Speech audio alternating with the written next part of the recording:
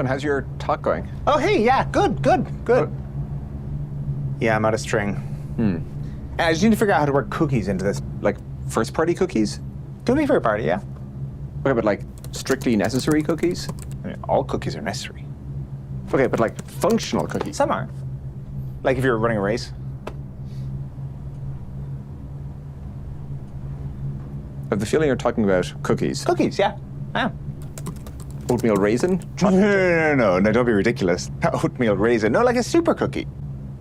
Okay, for a minute I thought you were talking about cookies. No, don't be daft. Gosh. I like the way you worked in OCS over there. I see you've the cookies here. Authentication. Actually, I think it might be interesting to talk about Europe, like conversion. Ooh, issue triple chocolate. with the freaking cookie banners these days. I love cookie banners. Are we talking about cookies or cookies? Cookies.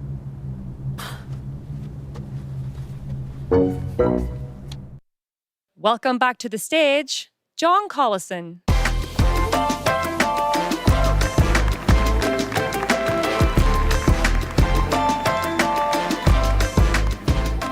Good morning, and welcome to day 2 of Stripe sessions. And in my defense, cookies are an important part of the future of payments, especially with the demise of third-party cookies. You know, they've been critical for personalization, which we'll talk about in a bit.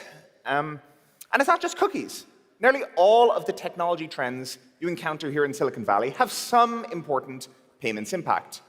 Maybe the biggest example of that is AI. AI agents are likely to change commerce in a big way. OpenAI recently showed this demo of ChatGPT doing your groceries on Instacart, and it'll suggest meal plans and pull recipes and drop everything into your cart that you need. And you know, everything, sales, marketing, product, they're going to be very different in a world where your end customers aren't directly browsing your website, but they're talking to an AI agent that's doing tasks for them. It's going to introduce a very new and different set of challenges. So we think the future of technology is in many ways the future of payments. But there's also a whole bunch of payment-specific trends that you all should be across, and that's what we're going to focus most of our time on here today. You might be familiar with this quote from William Gibson: "The future is already here, just not evenly distributed." And this is actually very true in payments. So for the next 45 minutes, we're going to take a look at the pockets of payments innovation all around the world and what they might mean for you.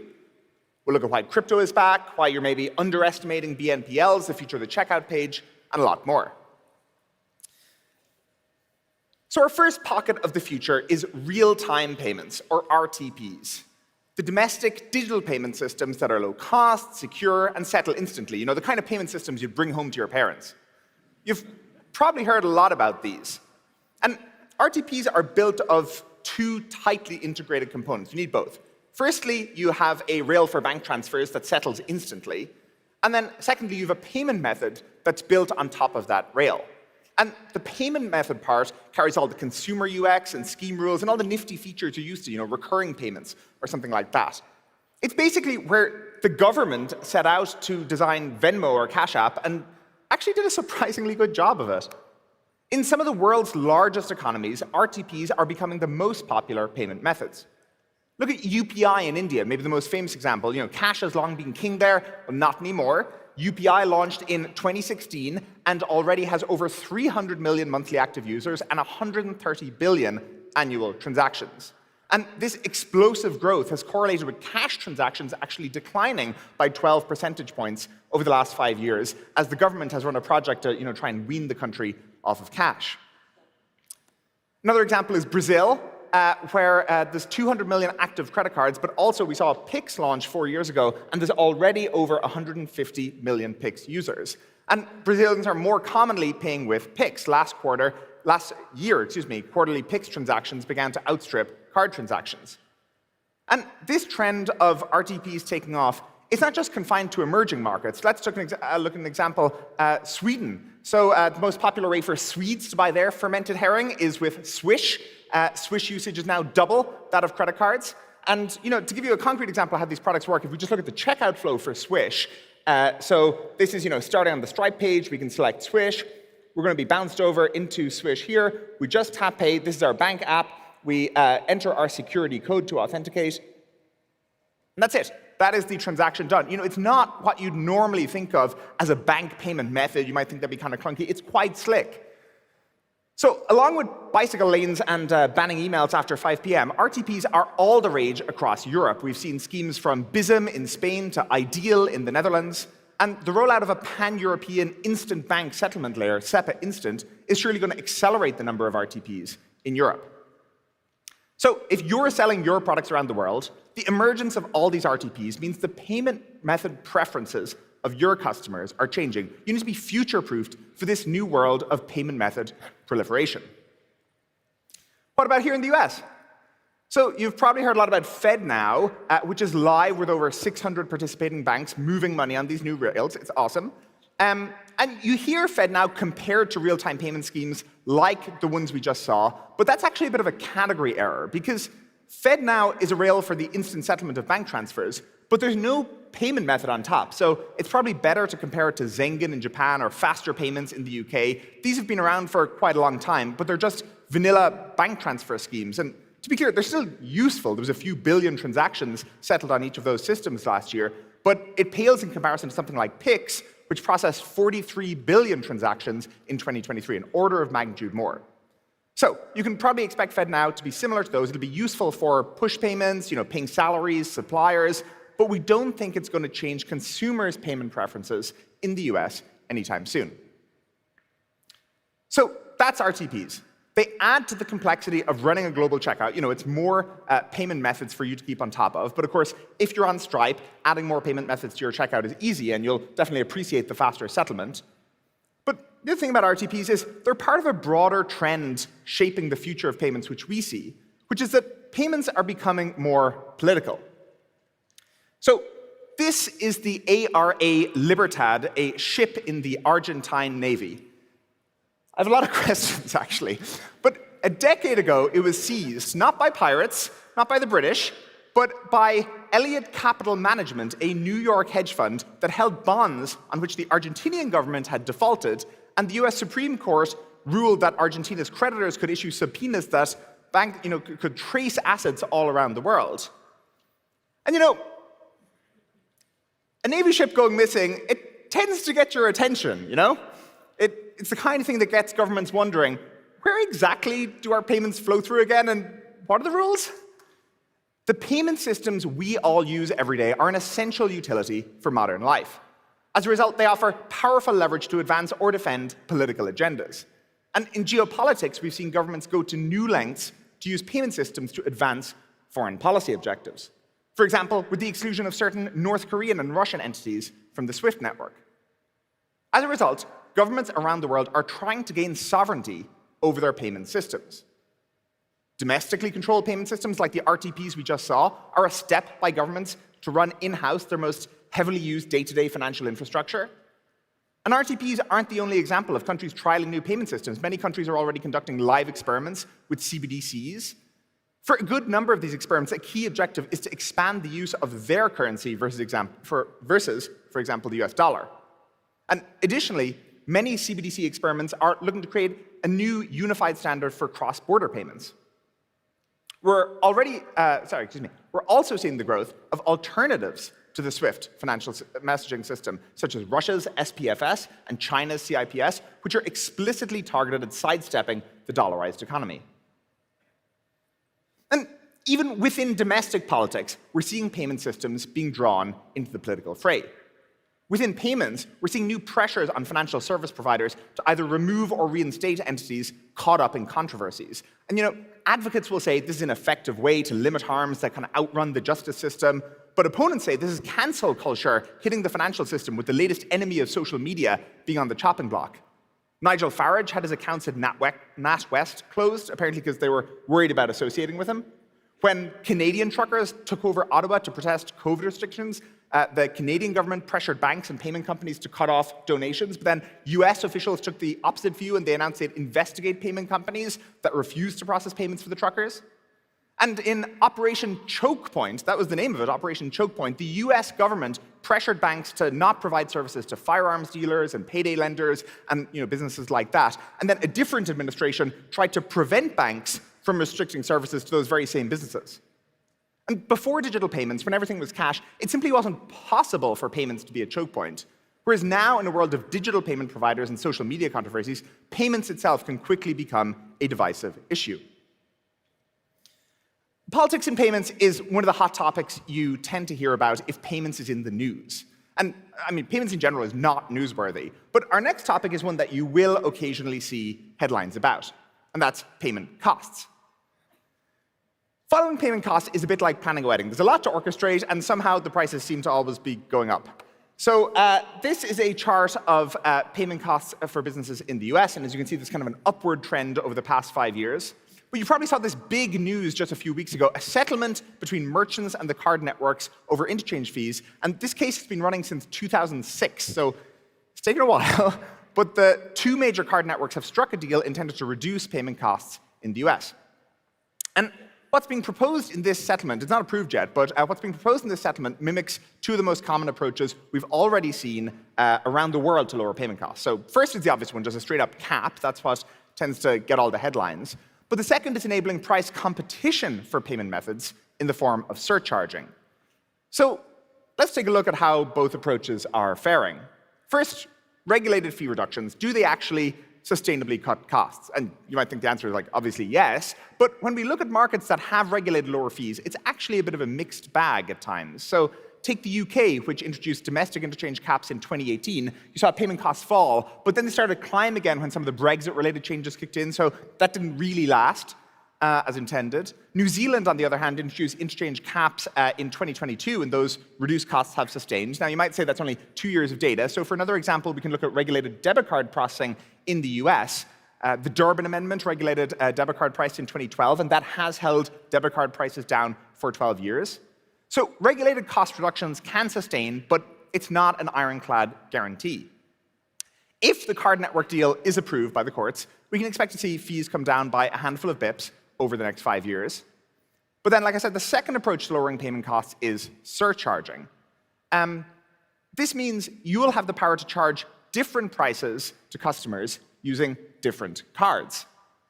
Rewards cards might feel a bit less rewarding if customers are suddenly paying more for them. And we don't have to hypothesize about how this will work. We can just go ask the Australians who've had surcharging rules in place for years. So, what can we learn from the Australians?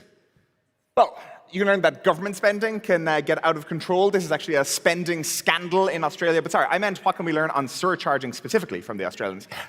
We learned that 45% of consumers opt to use lower-cost cards rather than incur extra surcharges at checkout. So much so that the median surcharge amount has actually gone down from 2% in 2019 to 1.5% now. That suggests surcharging is really working in shifting behavior. And you can already see this behavior happening at a smaller scale in the US, where businesses look to offer consumers lower-cost payment methods even outside of cards. Take Airbnb. They're using our Link bank account product or bank payment product that Will showed you yesterday, where they're offering discounts to customers making longer-term bookings if they use it. So you see here, you save $192 if you pay with your bank account. Yesterday, you all got your Uber discount code if you pay with a bank account on Uber, and similarly, Uber is in the process of incentivizing their customers to use lower-cost payment methods with Link. So if payment costs are a major consideration for your business, you might need to start thinking about surcharging and offering customers different payment methods. And experimentation and testing will be key as you trade off amongst all the cost and conversion and authorization factors. But we're excited about this because it puts you in the driver's seat of managing your costs. So that's payment costs. Sometimes going down, usually going up, maybe about to start going down again, especially if you want them to. It's now time to hear from our first guest of the morning. And to talk to us about the future of payments, I wanted to bring someone who has been a direct catalyst in bringing the future about.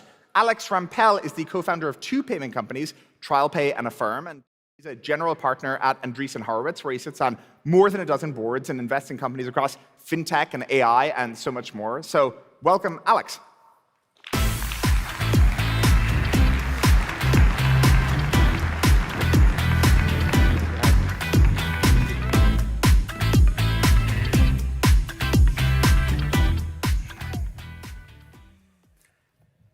So I introduced this with the framing that the disruption is here, just not evenly distributed. And if you're kind of looking around the world, you can track that quite well. Are there disruptions that you're looking at that you think will be kind of significantly more impactful in 5 or 10 years' time? Well, I mean, I know you mentioned AI, and AI is the hot thing right now, and I'm sorry for being a VC that's talking about AI or talking about wine or talking about cycling or whatever VCs talk about. But here's how I think about why AI is actually very impactful and how it relates back to payments. So vertical SaaS became a really big thing. And part of the reason why is every restaurant 40 years ago should have used software. But in order for them to use software, they would have had to buy an IBM AS400 or something, install on-premise software, have like legions of IT people. That was just not really possible, and it was all too expensive. Cloud made something like Toast possible. But actually what made Toast work as a business was fintech, and specifically payments, because now I can say you can use software as long as you have a web browser. Everybody has a web browser. Great, now you can use my software. What I'd like to do next is make money, and I can only charge the restaurant $100 a month. There are only so many restaurants. That business model doesn't work. Oh, wait, I can actually embed payments. I can embed payroll. I can embed these other things. So what happened was a lot of vertical SaaS models that didn't seem big enough got big enough when you embedded payments. And the same thing is actually, I think, about to happen with AI, where a lot of what happened in software was, take a company like Workday that we were talking about earlier.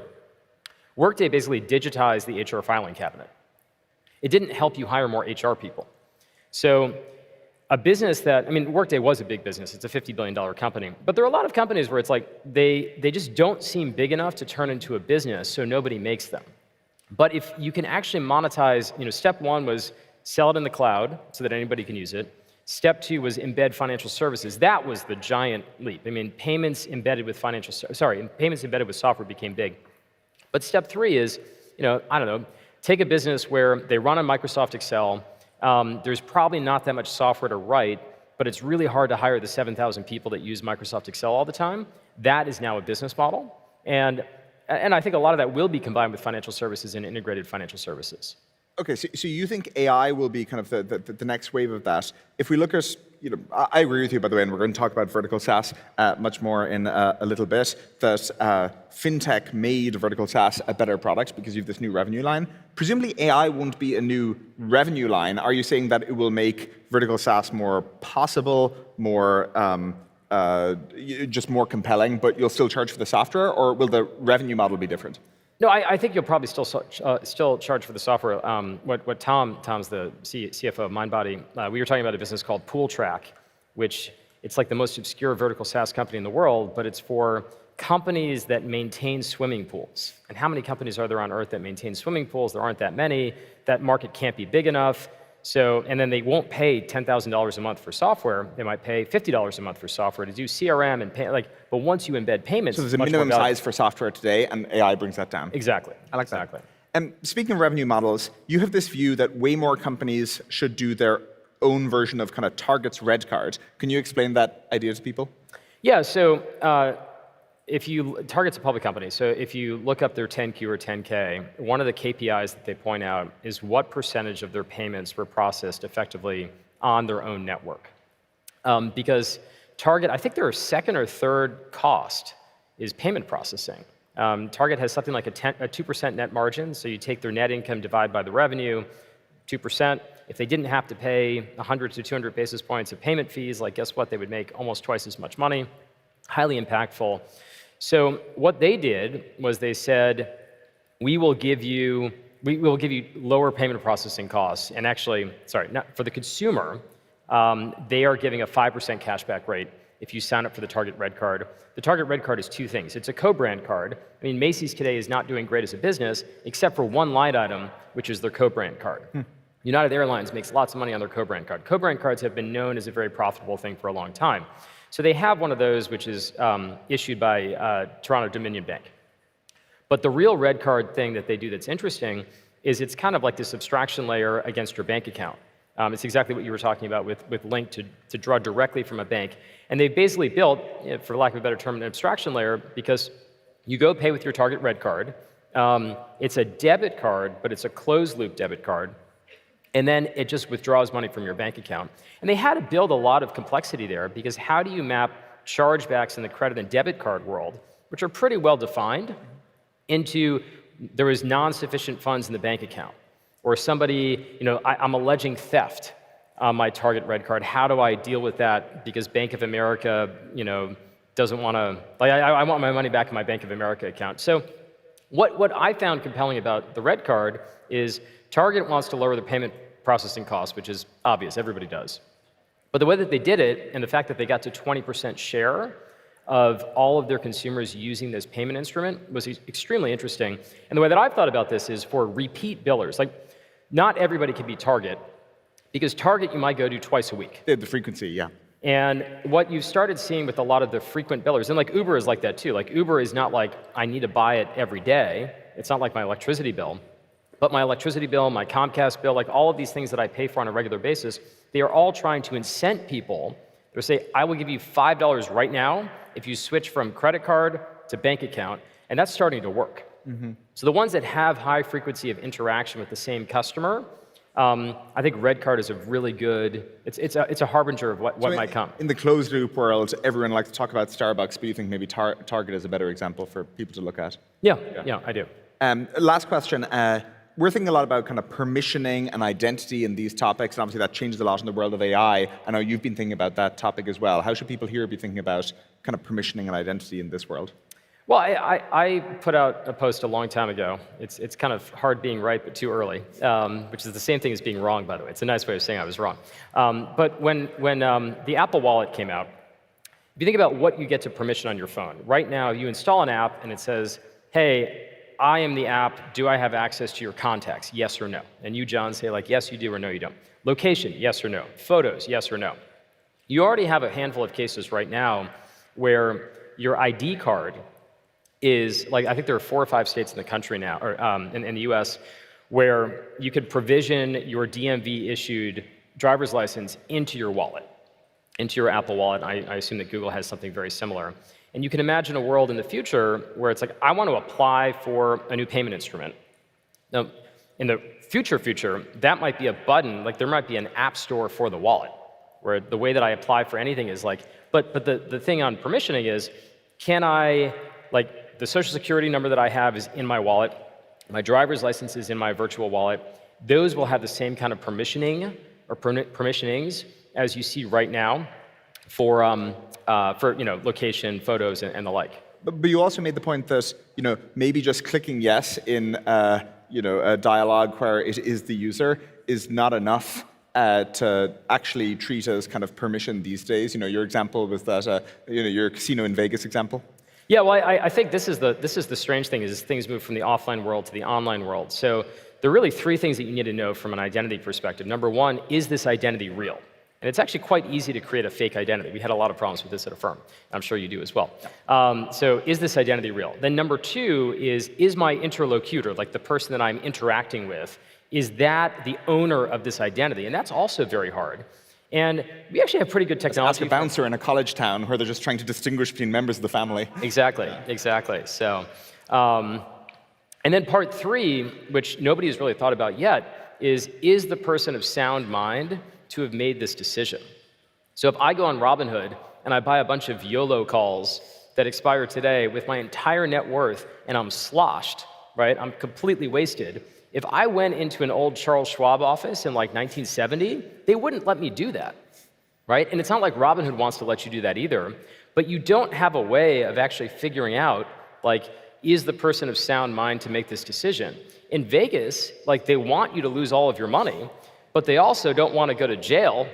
And there are rules about this, like they will not serve you your 15th drink and let you YOLO all of your money on 00 and roulette. So I think that's another, like, as everything that happens in a financial transaction in the offline world starts moving online, like how do you, not to be too skeuomorphic, but how do you encapsulate and decision some of these things? I think that's a very astute comparison, which I think as people talk about identity online, they generally mean the first one of, do you have kind of valid ID? And it's not, is the person actually, and kids using kind of phones or whatever is a big example of the second one, and then is the person of sound mind. Anyway, we could go for hours more, but we only have a brief amount of time. Alex, thank you for coming today. Of course, thank you very much. Yeah, thank you everyone.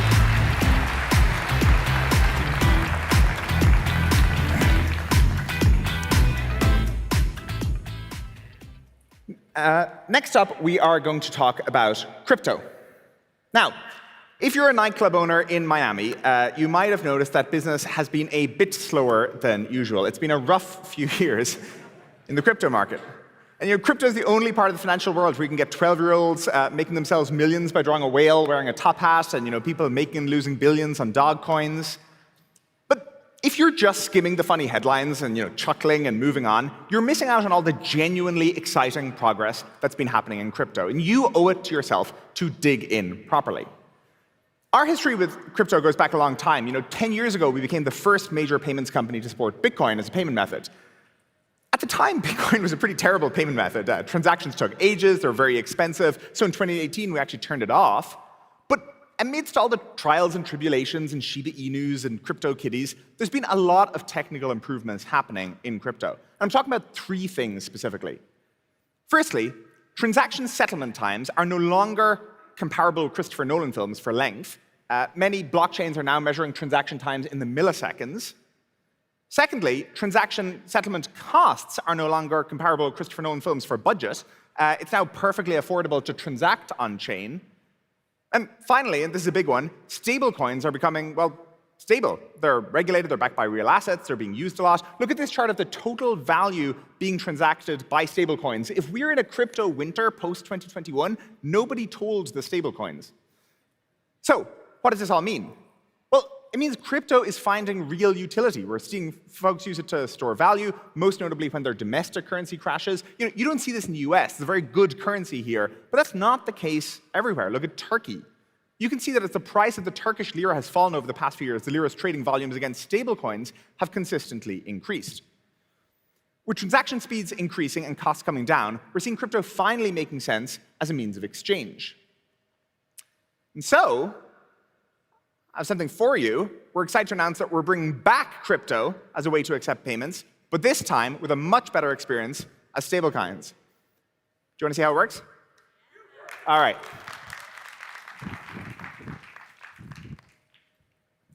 So this is a little preview. Patrick's not the only one who can leak things. This is the Stripe checkout you know and love, and it's got all the cool functionality. Like, again, a big one for us is localization, where it looks different. You see here, depending on where the customer is coming from, it'll give them that really nice, high-converting, localized experience. But, what's this? New functionality over here on the right, we can pay with crypto. So, we'll tap pay here, we'll go to a confirmation screen, and so, did I actually? We're on Hypernian. The ghost of Christmas past. This is our confirmation page. We passed in the email address for the checkout. Here we're selecting what chain we want to pay with. We're going to pay with Solana. Here we're selecting what wallet we want to use. We could use Coinbase Wallet or MetaMask. I'm going to use Phantom for the purposes of this demo. So when I pay here, it's going to bring up some UI from Phantom, which is the crypto wallet that we're using. So this is the Phantom UI here. This is not Stripe UI. And you see here we're confirming. We're going to pay with Solana, the network fee, very cheap, as we discussed, network fees coming down, $99. Now, again, you're probably used to a crypto transaction. You're expecting, me to bring out another guest here, and, we'll do a 8-minute conversation while we wait for the transaction to clear. But that is old crypto. Are you ready for the new crypto world? You have to look very closely and not blink. You ready? Oh, that tap. That's it. We're done. And that confirmation page was not like this has been entered in a queue, we're going to now go do something. It has now been posted to the blockchain already. And so if I go into my Phantom wallet here and go into the Explorer, you see here, sent at 9:58 today, we can view on the Solana Explorer. This is, I think the Explorer just loading is on the blockchain. Here we go. This is, so you can go to this URL yourself if you are eagle-eyed and see this is a real posted transaction to the Solana chain. Similarly, we can view it in the Stripe dashboard. So if we click in here to our 9:58 a.m. payment, you see here, we've made a payment with crypto. And again, Stripe handles everything for you. You just got $98 into your bank account. But that is crypto coming back to Stripe.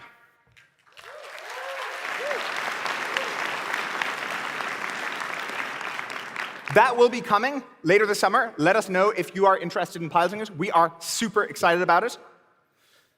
Okay, we are going to move on to one of the most debated topics in payments innovation, and that is buy now, pay later methods, or BNPLs. Do they drive up conversions and average order values, or are they just a more expensive way to make the same sales that you would have made with card payments? And we're actually in a reasonable position to test this because we have no horse in this race, but we get a good view of the data, so we can put it to the test. Here's what we found. We did some trials where Afterpay was displayed to consumers and we had a holdback.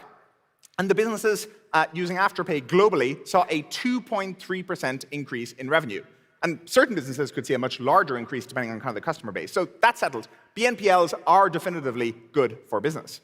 And you might think, these are existing sales that would have happened otherwise by, they're just switching over to a different payment method. They're not. We dug into the shift in share of wallet, and the test showed that BNPLs are flipping uncompleted transactions into purchases. And in our most conservative estimates, 61% of that lift is coming from net new sales. So you might be wondering, really, what explains this behavior? But as with many strange phenomena, it's the pesky kids. The Gen Zs, they just get the ick when it comes to credit cards. The vibes are not there. Credit card usage amongst Gen Z is at 42%, way lower than the 71% amongst Gen X. And they're using BNPLs in every aspect of their spending: shopping, utility bills, maintenance, all as an easy way to track spending without traditional credit cards. So if you want to sell to the folks on the right side of 35, you are going to need BNPLs. And you might wonder, what should your BNPL strategy be? Well, there's a universe of BNPLs out there, each with its own kind of specialization in terms of geography and payment type. And your customers' preferences for specific BNPLs will vary. And so you want the ability to support the BNPL provider or providers that will best perform for your customers. You want the ability to do A/B testing on your checkout, like we showed you yesterday. So that's BNPL, one of the biggest changes we have seen in B2C commerce, a very important part of selling to your next generation of customers, and statistically significantly valuable. On the B2B side, the trend that we're most focused on is what Alex just talked about, the rise of vertical payments and vertical SaaS companies doing payments. So this is a big change. A few years ago, your local gym got its payments from a local sales rep of a merchant acquiring bank, who's out there, feet on the street, going door to door. They had their reader in hand, and they, went to the gym, and then they went down the street to the barber, and then they went down the street to the church, and they were kind of selling generic payment services to each one of those businesses. Everyone was going to the bank for payment services. And then that all changed. That same gym today will get their payments from MindBody. The barber will get their payments from Squire. The church will get donations from Tithely. I guess the pool cleaning company will get on the slide, will get their pool cleaning software from PoolTrack. These are all SaaS platforms that provide a ton of functionality around CRM and scheduling and bookings and all the likes of that. And now they're bundling payments and other financial services.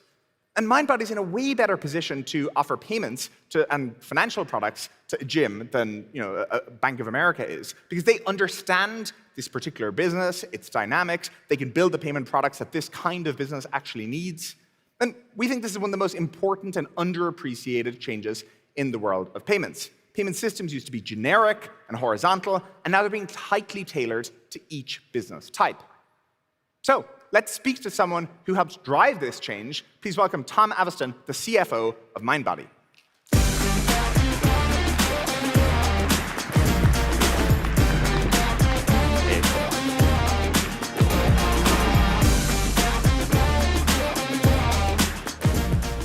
Tom, I understand you've been the CFO of not one, but two fitness companies. So are you yourself a fitness nut? Well, the issue is I have two little cost centers, children at home. So, while I used to be a bit of a fitness nut, I'm afraid all I get to work on these days are my dad arms. I see. So an exercise in prioritization. Can you tell us a bit about, we talked about, Alex talked about vertical SaaS and the journey into financial services. We talked about it a bit here. Can you tell us about MindBody's journey in financial services that might help ground people a bit?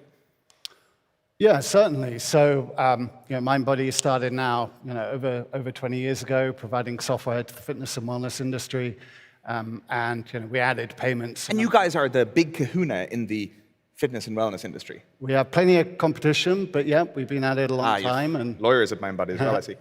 Yeah, so we added payments, a number of years ago, and that allowed for us to build a foundational layer that we're adding more and more financial services on top of. But it all started with payments, and I think payments is the enabler of the business in the box or the operating system that Alex touched on earlier.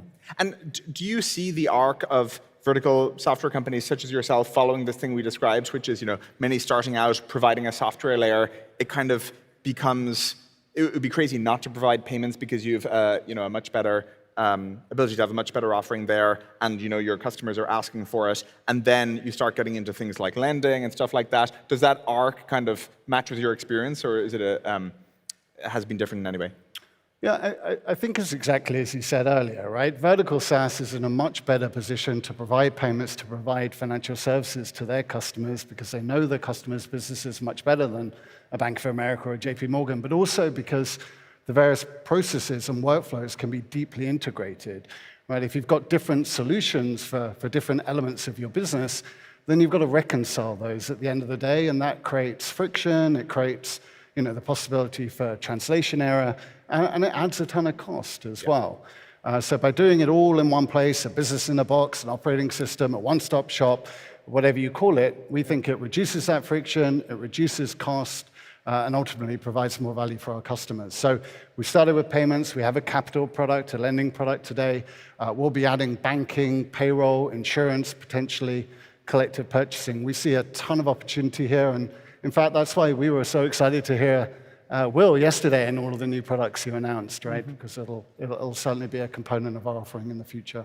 Yeah. No, on embedded finance, I mean, we have been investing very heavily, first in kind of Connect, offering payments for platforms. But again, we find that offering financial services to the end businesses tends to just work tremendously well for those platforms. And so that's why we've been investing as heavily as we have. Your integration point is an interesting one. I guess I didn't mention that in the setup, but you guys already handle the bookings for these businesses. And so it's kind of crazy if you got to the very last step of that booking and to pay for it, you were turfed out to something else, you're an integration problem. And so it just feels like the integration is why it makes payments a slam dunk. Yeah, and some of our customers don't use our payments. It's a very small minority, and they've got a ton of work at the end of the process to reconcile all that payments information with their scheduling, reservation information, and then back into their bookkeeping and accounting. Yeah. It's a ton of work. How did MindBody become the moderately sized kahuna in a very competitive industry? How did you guys get to your the position you're at now? A player in a very large market. Yep. Yeah. So the software, the integration of that software, the removing of friction, and kind of driving efficiency. That's an important component of it, and that's very similar to a lot of other successful vertical SaaS companies. I think one way in which MindBody has differentiated itself is also by offering broad consumer distribution, right? And that's super important to any customer that is looking for new avenues of revenue growth, right? So we have millions of consumers every month using the MindBody Marketplace app, and they're discovering new MindBody merchants through that app. 2 years ago now, 2.5 years ago, MindBody acquired ClassPass, and that's just another vehicle for that consumer differentiation. And I think that sets us apart from other vertical SaaS providers who are just focused on the software and the payments and maybe other financial services, but don't provide a way for their customers to grow their business. And indeed now, a large proportion of MindBody customers make more revenue from the new customers that they discover them through the MindBody Marketplace than they pay us in SaaS fees. And that we think is an incredibly attractive value proposition. So customer acquisition has been a huge part of the differentiation for you guys, where every business wants to grow, and that's. Do you think that's a generalizable lesson for vertical software companies in other industries? Possibly. Consumer distribution is hard, as you know, right? And it's expensive. So I don't know if I'd necessarily recommend that every vertical SaaS pursue that. You have to have good software, right? And you have to have good payments. And I'd start with that, and maybe you grow to consumer distribution over time. I mean, prior to MindBody, I worked at ClassPass, and we spent hundreds of millions of dollars building the consumer distribution that we have today. So it's not an easy task. It's a big investment. Yeah. You guys have so much opportunity ahead of you. You could expand internationally. You could go deep into financial services, like you described. How do you prioritize? Yeah, it's a great question. So I'd say that we are focused, ClassPass operates in 30 countries today. MindBody has customers in over 100 countries. We're focused on product investments that can scale globally. I'd also say that, as with many late-stage companies, there is a tension between investing to drive long-term revenue growth and short-term or shorter-term EBITDA generation. So if we look at the investments that we're making in the near term, it's product investments to support our customers in countries where we already have critical mass today on the MindBody side. On the ClassPass side, we're interested in untapped markets, and Japan is a great example of that. We'll be launching in Japan later this year. But also in those smaller countries where we can service consumers in those countries with resources that we already have in the region. That's how we're managing that tension. Makes sense. Tom, thank you so much for being a partner. We really appreciate it, and thank you for coming here. Thank you very much.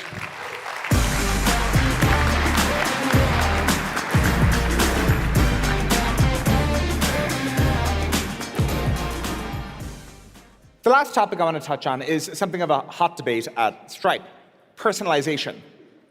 So things used to be not that personalized. Think about network television. Some poor executive had to choose amongst thousands of programs what would work best for the masses. JR coming back to life on Dallas. That was the global optimum, apparently. And compare that with our new personalized world. You have the window into your soul that is your TikTok feed. All those endless ASMR videos of the credit card imprinting machines just shunk, shunk, swiping. That's what I get. Now you have a personalized local optimum that is so much better for you, and it outperforms that global optimum. And nearly everywhere you look, this trend is happening, from music curation to advertising. Personalization outperforming the old global optimum. More TikTok For You pages and fewer sitcom reruns. Our belief is that checkouts, fully personalized, will drastically outperform the current static versions. And so we're investing in exactly this. Yesterday, we showed our optimized checkout suite, for which we've industrialized the process of testing the tiniest tweaks to checkout surfaces so you can learn what improves conversion and by how much. And we showed you how seemingly basic personalizations can deliver giant revenue gains, like presenting price in your customer's local currency can increase in your revenue from international sales by 17%.